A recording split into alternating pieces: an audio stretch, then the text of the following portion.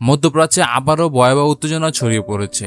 লেবাননের সশস্ত্র গোষ্ঠী হিজবুল্লাহ দাবি করেছে তারা দক্ষিণ লেবানন অবস্থানরত ইসরায়েলের প্রতিরক্ষা বাহিনী বা আইডিএফ এর বিরুদ্ধে একদিনে 37টি সামরিক অভিযান পরিচালনা করেছে। গোষ্ঠীটির প্রকাশিত বিবৃতি বলা হয়েছে, দক্ষিণ লেবানন বিভিন্ন এলাকায় অবস্থান নেওয়া ইসরায়েলি সেনা, সামরিক যান এবং প্রকৌশল সরঞ্জামকে লক্ষ্য করেই এই হামলা চালানো হয়েছে। বিশেষ করে কিছু এলাকায় আশেপাশে ব্যাপক সংঘর্ষের কথা উল্লেখ করেছে হিজবুল্লাহ। হিজবুল্লাহ দাবি অনুযায়ী এসব অভিযানের মধ্যে ছিল কাছাকাছি অবস্থান থেকে সরাসরি গোলাগুলি, ইসরায়েলের অত্যাধুনিক মেরকবা ট্যাঙ্কের উপর হামলা, এছাড়া আয়রন ডোম প্রতিরক্ষা ব্যবস্থার একটি প্ল্যাটফর্ম লক্ষ্য করে আঘাত হানা। এছাড়া গ্যালিলি অঞ্চলে ইসরায়েলের সামরিক অবস্থান ড্রোন হামলা চালানোর কথাও জানিয়েছে গোষ্ঠীটি।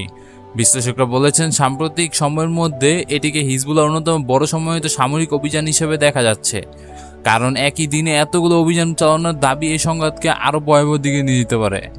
অন্যদিকে পরিস্থিতির ভয়াবহতা আরও বাড়িয়েছে দক্ষিণ লেবাননে নতুন করে চালানো ইসরায়েলি বিমান হামলা।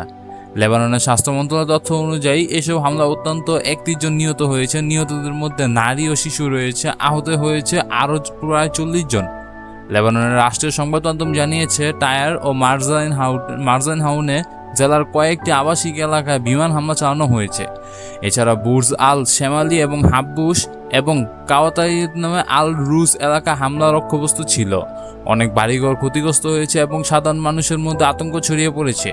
এদিকে আন্তর্জাতিক মহল পরিস্থিতি নিয়ে গভীর উদ্বেগ প্রকাশ করেছে, কারণ ইসরায়েল ও হিজবুল্লাহর এই সংঘাত আরও বিস্তৃত আকার ধারণ করতে পারে, পুরো মধ্যপ্রাচ্য নতুন সংকট পড়তে পারে বলে আশঙ্কা করা হচ্ছে। সব মিলিয়ে একদিনে 37টি হামলার দাবি এবং পাল্টাপাল্টি বিমান হামলার ঘটনা মধ্যপ্রাচ্যের পরিস্থিতি এখন অত্যন্ত উত্তপ্ত ও অনিশ্চিত হয়ে উঠেছে। বন্ধুরা, এই বিষয় নিয়ে আপনাদের কাদের কি মতামত রয়েছে তা অবশ্যই জানাতে পারেন আমাদের কমেন্ট বক্সে। এছাড়া যদি ভিডিওটি মনে হয় শেয়ার করার মতন, তাহলে শেয়ার করতে পারেন আপনাদের বন্ধু বান্ধব এবং আত্মীয় স্বজনের মাঝে।